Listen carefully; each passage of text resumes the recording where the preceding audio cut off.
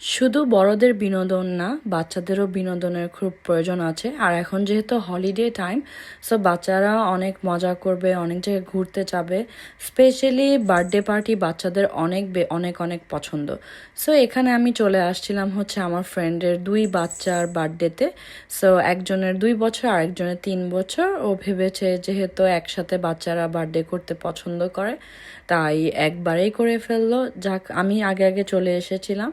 আর এসে এখানে বাচ্চাদের কিছু ফটোশ্যুট করার চেষ্টা করছিল আমার ফ্রেন্ড, বাট বাচ্চারা যেহেতু অনেক খেলাধুলা নাড়াচড়া করতেছে আর অনেক ইয়াং, তাই ওরা দুষ্টামি করতেছিল অনেক সুন্দর করে।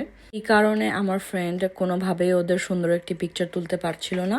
তো যাই হোক, আমি ভিতরে চলে গেলাম। এখানে কিছু ওয়েলকাম ড্রিঙ্ক ছিল। আমি এখানে ডেকোরেশনের একটু ভিডিও নিয়েছিলাম। এখানে আমাদের স্ন্যাকিং আইটেম ছিল বাচ্চাদের জন্য, স্পেশালি কেক, তারপরে পিৎজা, বাচ্চারা স্যান্ডউইচ পছন্দ করে, কেক, ক্যান্ডি, অনেক কিছুই ছিল মাশাল্লাহ। আমি আসার কিছুক্ষণ পরেই বাকি সবাই চলে আসছিল তাদের বাচ্চাদেরকে নিয়ে। আনফর্চুনেটলি আমার মেয়ে হচ্ছে সব থেকে বড় ছিল, সো ও একটু পিসড অফ ছিল সামহাও।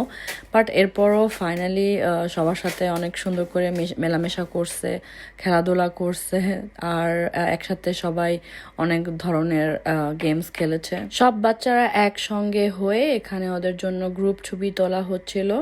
মাশাল্লাহ অনেক কিউট লাগছে সব বাচ্চাদেরকে। থিম ছিল হচ্ছে ব্লু, স্কাই ব্লু টাইপের। যেহেতু আজকে শুধু মমসরা ইনভাইটেড ছিল, তাই এর মাঝে ওর নানুও চলে এসেছিল।